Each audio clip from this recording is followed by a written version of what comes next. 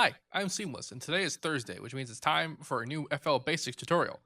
This one is going to be about the limiter, a much asked for tutorial. Fear not, for that means the next one is going to be about Maximus. That one comes out on Saturday. Anyway, this one about the limiter. What is the limiter? It's called the limiter, but really what it's about is it's a single band compressor and then also a limiter. It can do both and can do one or the other kind of thing. It's also got a noise gate built in, and you can also sidechain into it, which is nice. I covered.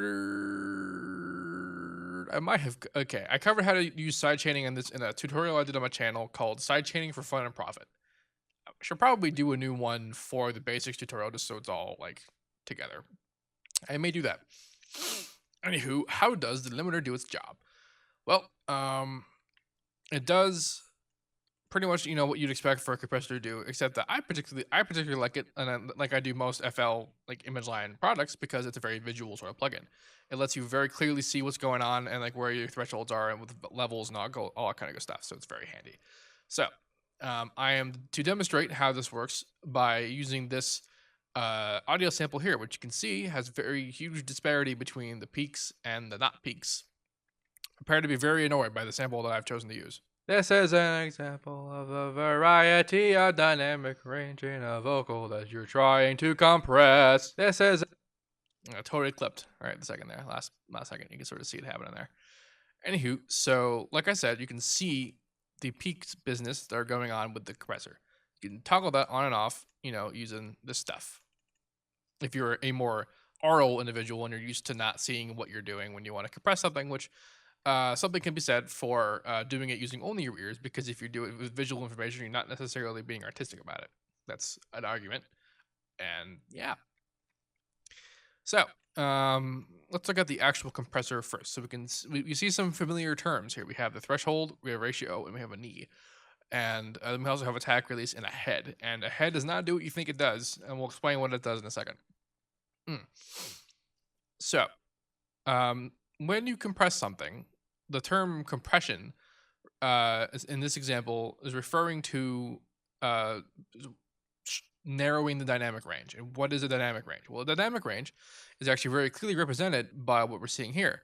It's the distance between the highest highs and the lowest lows. That's your dynamic range. Of course, the lowest low is usually silence, but assuming not silence, the lowest lows are basically the lowest peaks of a instrument or voice or sound that you're that you have, right?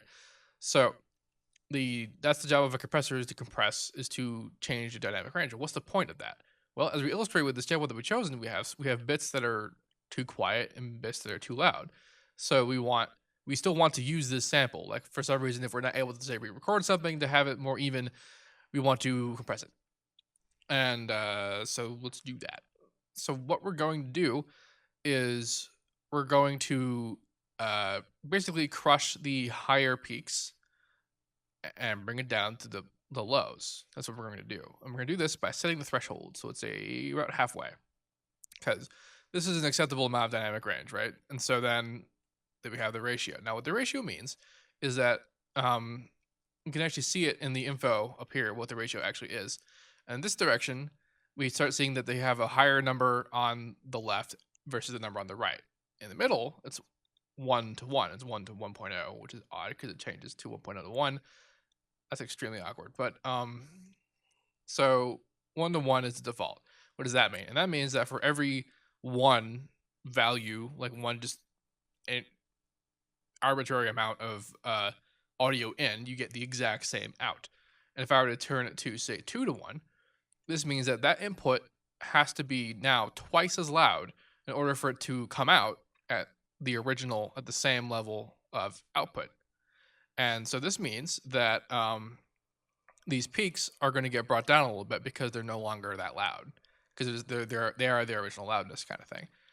And of course, if we go backwards, we suddenly are saying 1 to 2. What does that mean? And that is technically expansion. And what that means is that it's basically doing the opposite. That means that for every one arbitrary amount of loudness, you get double amount out, kind of thing.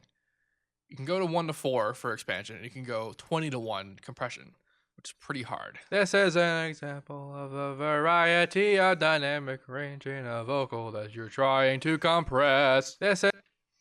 So now you're thinking, okay, if it's that hard, why isn't it just brick walling it? Why is it not limiting kind of thing? And yeah, we could go to limiter and just do that, but we can actually do this with the compressor. And this has to do with the release and ahead settings. It has to do with what ahead actually means in this example. If you look at the info tab up there, you hover over it, you see it says comp RMS window. And what that basically means is that this controls windowing. And you can see it's measured in milliseconds. And what this actually does is that when compression is triggered, that is to say, when audio goes above the threshold and gets brought down according to the ratio that you're setting, it does so with a curve. It does because you're basically turning down the audio, like with the volume automation. Only it's automatic and it's a compressor. That's what compressors do. Um, Look into how hardware compressors do it, like the actual circuitry involved. It's actually really kind of impressive. But what this does is that when that ratio or the threshold is triggered, it waits a second, or well, it waits 2.5 milliseconds, and then the curve starts. So that's what this does. It determines how long it takes before the curve starts doing its thing, and that's various options. But if we just brought it off, this is an example of a variety of dynamic. Suddenly we see that yes, it is brick walling. It's very hardcore staying that way, and the release, of course. This is an example of a variety of dynamic. Has less of an impact when there's not a lot of. This is an example of a variety of kind of thing. And the release curve is pretty self-explanatory. It basically means how long it takes for the compression curve to return to normal once the compression begins, kind of thing. And attack, what this does, this is actually pretty interesting. See, this is actually sort of what you might have thought the ahead did. See, a look, because normally when you see a head, there's what that is what they referring as look ahead in your usual sort of digital compressor setup. And what that does is that it analyzes the head a little bit of the audio to better come up with what it's going to do compressor wise, like actually how it's going to compress. And the attack, that's kind of what the attack does, kind of. And what this does is it actually delays your audio a little bit. So up here we see that the attack is now 7-ish milliseconds, and that means that it's going to delay your audio by 7 milliseconds. And when the compression is actually going to start working before it gets there. This is an example of a variety of. Actually, kind of hard to see because of this. So it's actually just. This is an example. Yeah. So if we were to zoom in, this is. Bam. So right around here is when the thingy that got hit, but you see the compression isn't actually beginning until it gets here. I actually got this wrong because that's what the limiter does. The attack was with the limiter. The compressor actually is just an attack on the compressor curve. This is actually pretty handy for transient shaping for stuff like snares. I'll talk about that right now. Let's get some drums. And this will also better illustrate. I like that guy. This will better illustrate the importance of windowing. So doof doof doof. Let's put you in the same limiter. This is. All right. So now you see how it's compressing, but it's actually leaving the transients. If I got rid of the attack, now it's compressing it like at the start of the audio. Like when the audio happens is when it's compressing it. If I do a little bit of attack, you can see it's actually letting in a little bit of the full-on transients of the original audio. Right there, kind of deal. And then you see it kind of like it goes away, and then this comes back. And if I were to increase the release,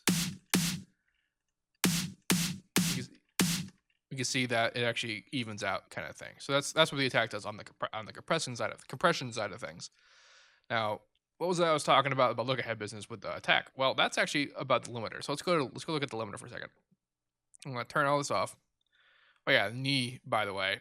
You see when you set the threshold, you get this sort of graph that shows up for a second, and then the ratio sort of shows what it's doing. The knee kind of changes the curvature of the ratio, so it sort of changes like the sort of the harshness or not of how the compression curve is applied. It's kind of handy. Speaking of curves, that's also what this does. These curves basically change the tension of the compression curve as it applies to the sound you're using. Of course, now See this massive curve going on here? If I bring it back, it's now straight kind of thing. That's what the difference between this curve setting and that curve setting. It's also the same for the limiter. So let's go to limiter, see what's going on. Turn this off. So now when the threshold is off, it's not compressing at all. There is no compressing. Just like how when the ceiling in the limiter is happening, is if the peaks aren't going above the ceiling, that's not doing any limiting. It's not doing any compressing on this side either.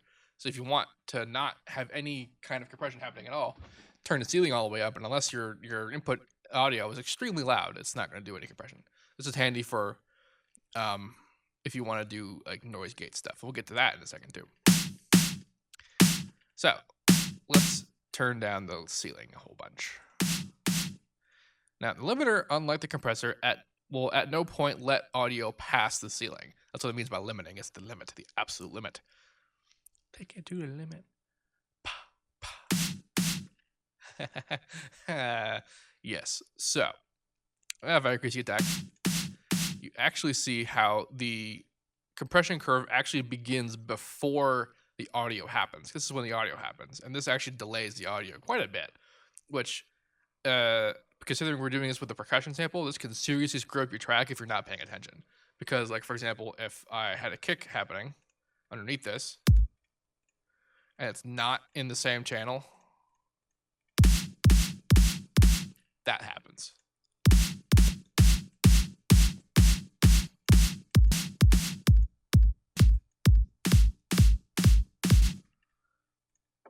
Bear that in mind. Many a track of mine suffered from phase problems as a result. By default, when you load up the limiter, the attack is set at 2 milliseconds. And so if you're doing just side chaining and you're not using the limiter, you want to change this, because this will delay your audio by 2 milliseconds, which can be a problem. So notice. So the release and the head knobs do the same thing that they did with the compressor, which is this controls how long it takes the curve to go away, and this changes how long it takes the curve to descend from when it begins, which is very clearly described by this image here, which means that I didn't really do a good job explaining it with the compressor. Yeah, but that's more of a direct illustration, and of course the curve idea does the same thing. Straight versus a little bit curve kind of thing. Now, the limiter has another cool little thing to it. Well, so is a compressor. It's part of the whole plugin, and that's a soft saturation thing.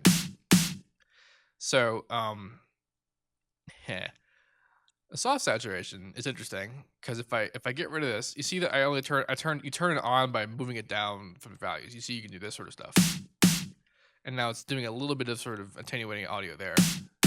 What soft saturation is a very special kind of distortion. It's supposedly emulating like tape-based compressors, but I wouldn't know. Now you notice right now that this is clipping. It's clipping. Now notice that it's not. Notice that not only is it not clipping, but it's limiting perfectly. It's limiting perfectly without any attack, release, or ahead, or any kind of curving or delay. Nothing. It's just cutting. And the reason, now, when I first discovered this, it was kind of funny because I saw this and I was like, this is like free compression. This is like free energy, only better. You can make anything as loud as you want, but in reality, you can't. I mean, you can, obviously, but there gets to be a point where something happens if it gets to be too loud. Because it is distortion. I apologize if that killed you. I will notify your next of kin. So soft saturation is kind of neat, but that just be aware of its purposes and the results. So, noise gate. Let's go back to the hilarious audio in the playlist. This is an example of a noise gate. Is pretty straightforward. You set the threshold, which can be helpful when you see things visually like this. This is an example. And then the gain determines how much you turn off. This is a variety of dynamic. Trying to compress. And then you have the release, which is how long it takes for it to turn down things that are below the threshold. This is an example. Variety of dynamic vocal. Trying to compress. This is an example. Variety.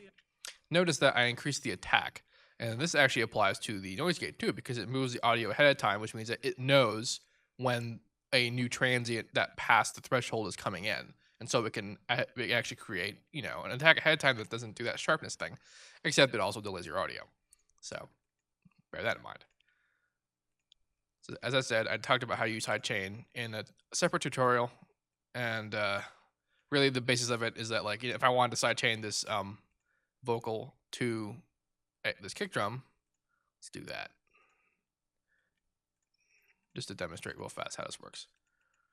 I have the kick drum in insert 2. This is an example.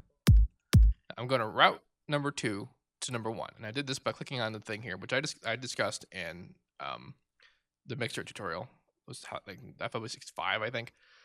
Now this is technically sidechained already, except that we don't want the audio of the kick going into the vocal channel. We want the audio going to the master, so we're going to turn it down. However, the transient data is still being processed by the mixer insert, and we can go into the compressor and we can right-click this and we can see a list. And insert number 2 is what I want. So now the compressor is not going to compress according to the incoming audio. It's now going to compress according to the sidechain input. This is an example. Variety of dynamic range. This is an example of a variety of dynamic range in a vocal that you're trying to compress. And that's how you sidechain with limiter. For a more in-depth look at that, I suggest you go look at my tutorial, Sidechaining for Fun or Profit. And perhaps one day I'll do a more fleshed out one for the basic series. I probably should. Yeah. All right, so to close out, I'm going to show you a couple of methods by which you can successfully compress something if your goal is to normalize your dynamic range. So there's the fastest way I could think to do it would be to just pump the gain and then let the ceiling do the job. This is an example of a variety of dynamic range in a vocal that you're trying to compress. This is an example of a variety. So, remember we were talking about earlier, the job of a compressor is to narrow the dynamic range. And we can actually very clearly see the dynamic range here.